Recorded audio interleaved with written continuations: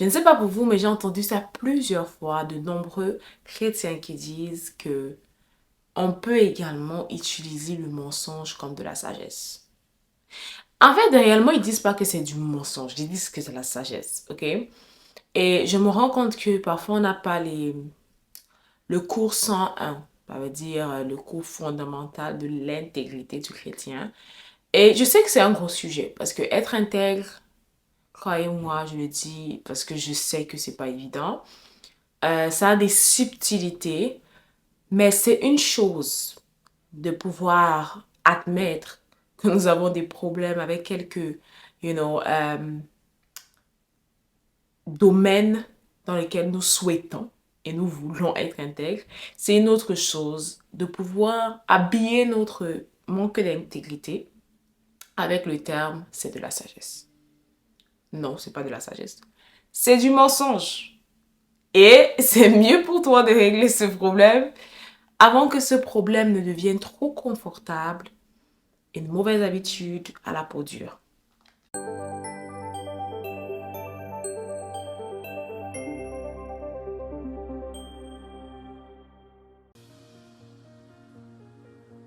La sagesse d'en haut est premièrement pure, ensuite pacifique, modérée, conciliante, pleine de miséricorde et de bons fruits, exempte de duplicité, d'hypocrisie.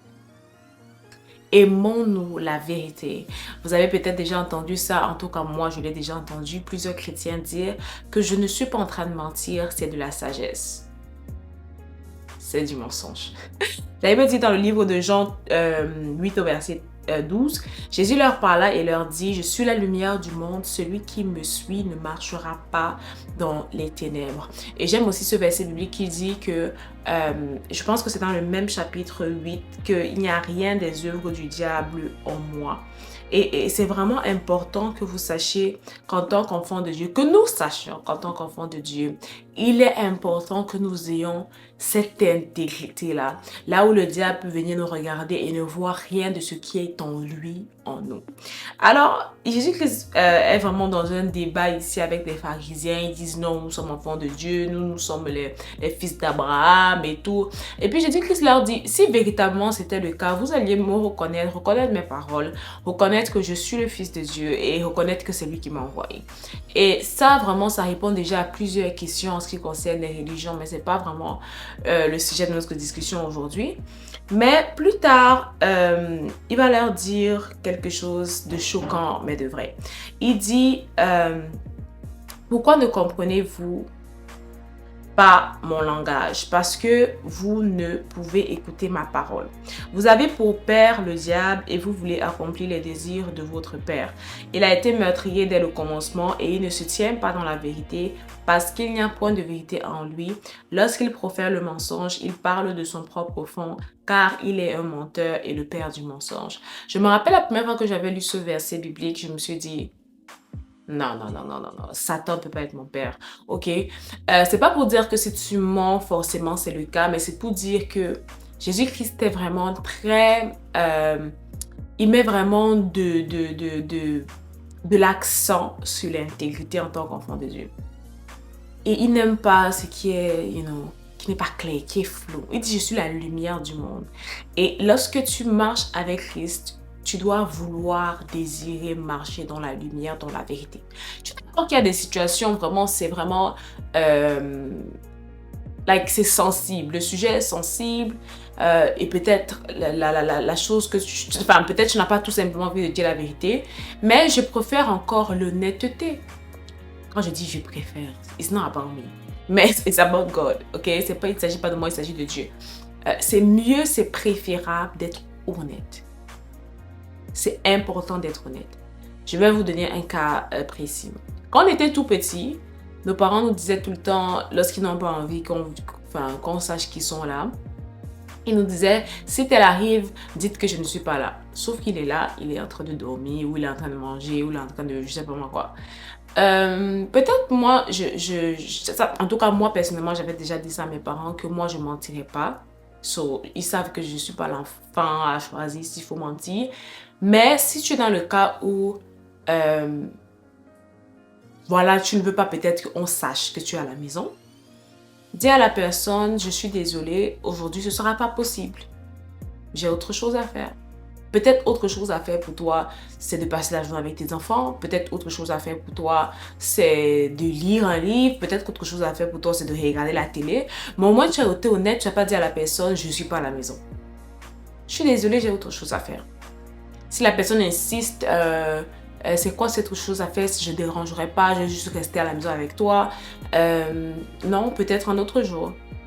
Là, je sais qu'on a été modelé dans un monde qui nous pousse un peu à une sorte d'hypocrisie. Dans le sens où, j'ai pas envie d'heurter la personne, j'ai envie de plaire à la personne, j'ai envie de...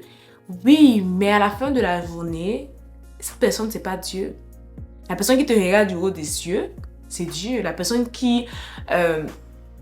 devant qui tu dois être intègre, devant qui tu dois être présentable, c'est Dieu.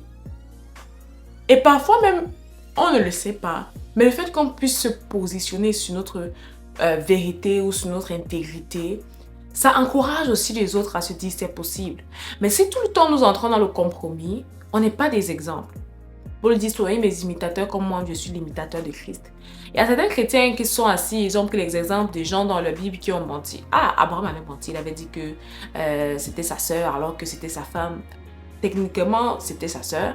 Mais il y a souvent des fois où on cherche à prendre des mauvais exemples pour se dire, oh, si tel personnage biblique l'a fait, alors je peux aussi le faire.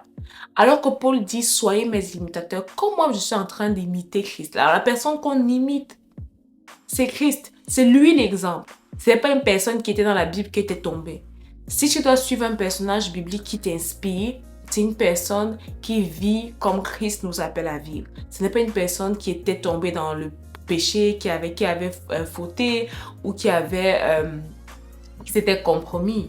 Ça peut arriver que voilà, qu'on fasse preuve voilà, tu as eu peur ou tu ne voulais tout simplement pas.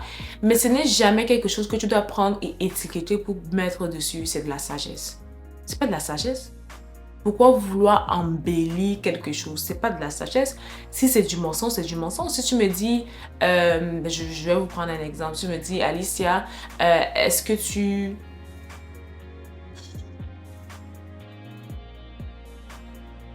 Je vais prendre quel exemple? J'ai pas un exemple straight. Je pense que je suis vraiment pas bonne pour les choses instantanées. Mais bon, disons que tu me poses la question de savoir est-ce que j'ai déjà travaillé au Canada. Voilà, je viens d'arriver au Canada. Et tu me poses la question, est-ce que j'ai déjà travaillé au Canada? Oh, j'ai un meilleur exemple. Tu arrives au Canada et tu te rends compte que ici au Canada, c'est vraiment très connu que les Canadiens aiment l'expérience canadienne.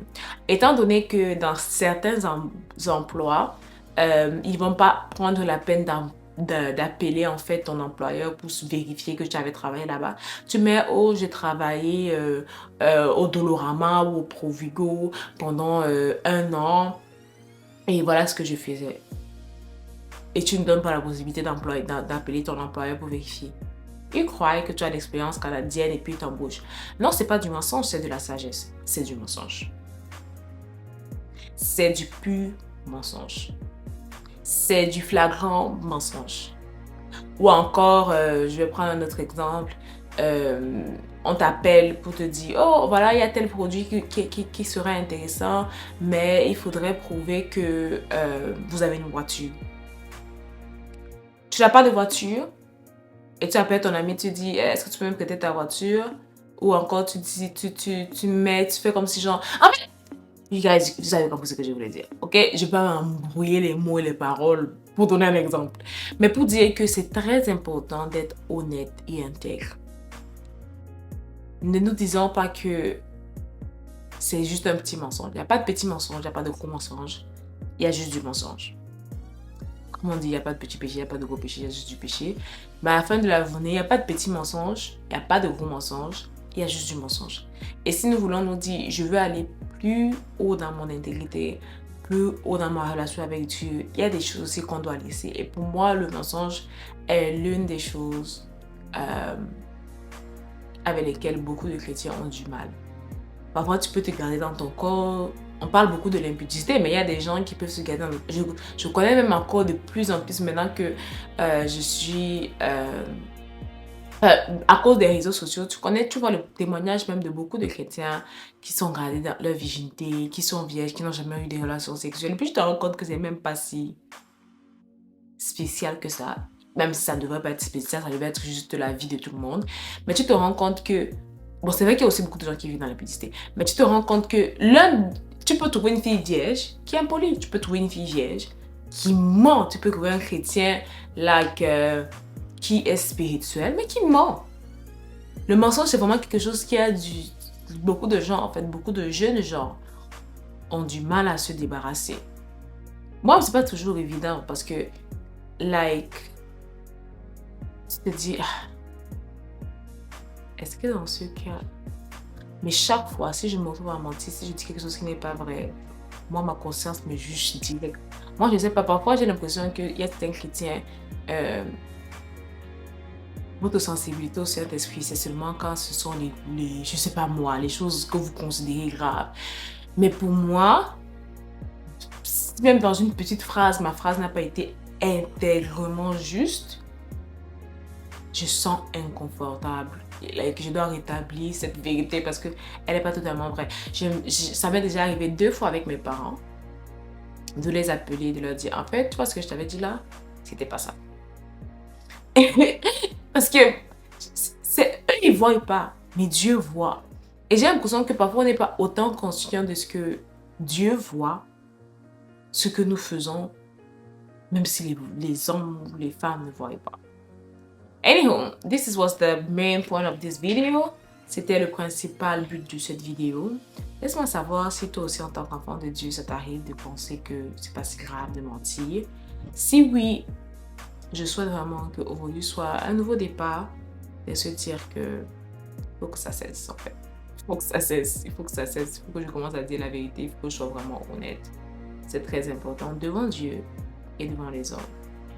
Alors j'espère que cette vidéo t'a béni, que Dieu te bénisse abondamment et on se retrouve à la prochaine vidéo. Bye!